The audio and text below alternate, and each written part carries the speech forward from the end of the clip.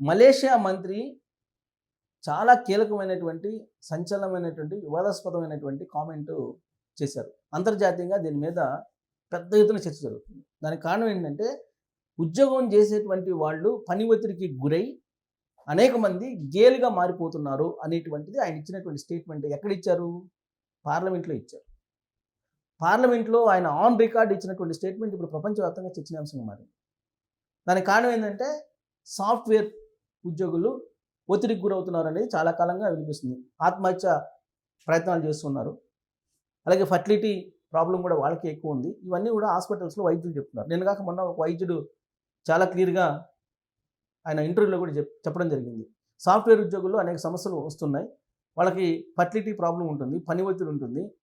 ఆ పని ఒత్తిడి కారణంగా వాళ్ళకి కుటుంబం అలాగే జీవిత భాగస్వామికి టైం ఇవ్వాలనేటువంటి ఆలోచన కూడా వాళ్ళకి రావట్లేదు.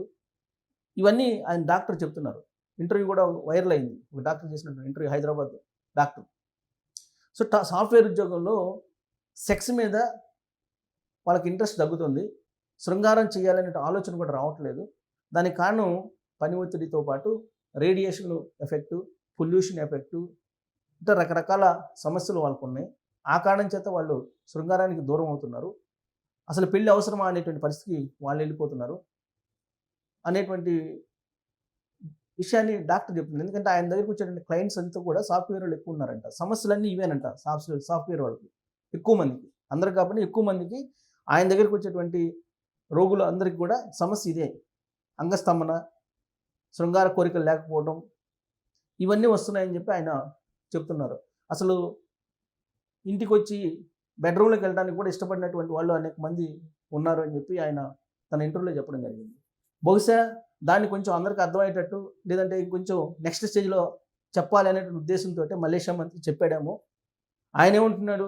ఉద్యోగంలో పని ఒత్తిడి కారణంగా గేలుగా మారిపోతున్నారు పురుషులు అనేటువంటి స్టేట్మెంటు ఆయన ఇవ్వడం జరిగింది.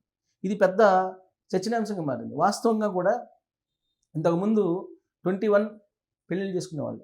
అమ్మాయికి 18, అబ్బాయికి 21 రాగానే పెళ్ళిళ్ళు చేసేవాళ్ళు. కానీ ఇవాళ 30 సంవత్సరాలు అంటే కామన్ అయిపోయింది అబ్బాయికి. 27 సంవత్సరాలు అంటే అమ్మాయికి కామన్ అయిపోయింది. లేట్ వయసులో పెళ్ళిళ్ళు చేసుకోవటం, అలాగే లేట్ వయసులో పిల్లల్ని కనటం,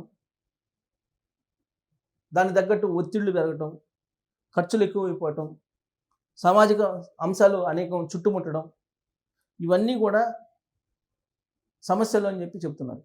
అలాగే లగ్జరీ లైఫ్కి అలవాటు పడడం. లగ్జరీ లైఫ్ అంటేనే విలాసమైనటువంటి వస్తువులతోటి ఎంజాయ్ చేయటం అనేటువంటి భావనలోకి వెళ్ళిపోయింది ఇప్పుడు తరం.